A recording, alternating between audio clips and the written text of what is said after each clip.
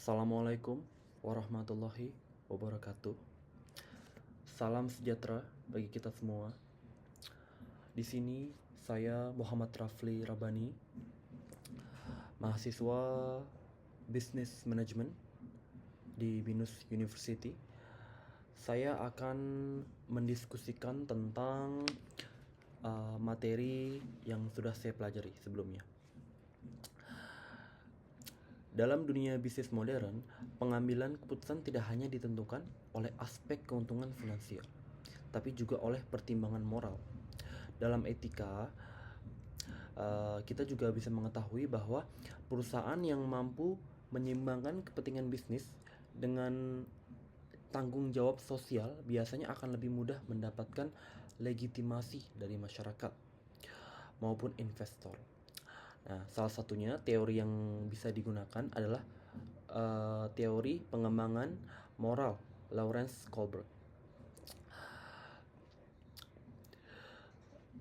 Kohlberg membagi perkembangan moral ke dalam 3 tingkat utama. Pertama, prakonvensional, di mana individu mengambil keputusan berdasarkan kepentingan pribadi, menghindari hukuman, atau mencari keuntungan langsung. Nah, yang kedua, konvensional, yang berfokus pada kepatuhan terhadap aturan, menjaga citra diri, dan juga memenuhi ekspektasi sosial. Nah, yang ketiga, pasca konvensional, yang didasarkan pada prinsip moral universal, seperti keadilan, hak asasi manusia, dan juga keberlanjutan. Jika kita melihat praktik bisnis saat ini, sebagian besar pebisnis berada pada tingkat konvensional.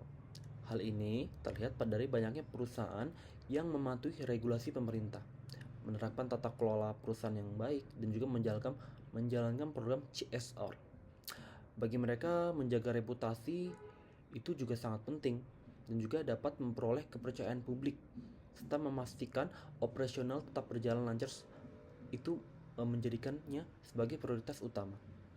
Nah, contoh nyata dapat kita lihat pada PT Adaro Energi Indonesia. Sebagai perusahaan yang bergerak di bidang energi dan pertambangan, Adaro menjalankan berbagai program corporate social responsibility.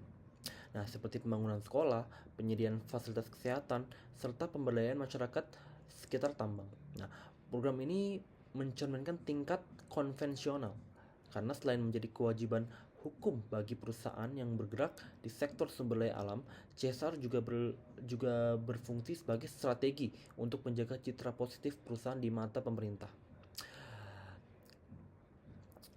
Namun, Adaro juga setelah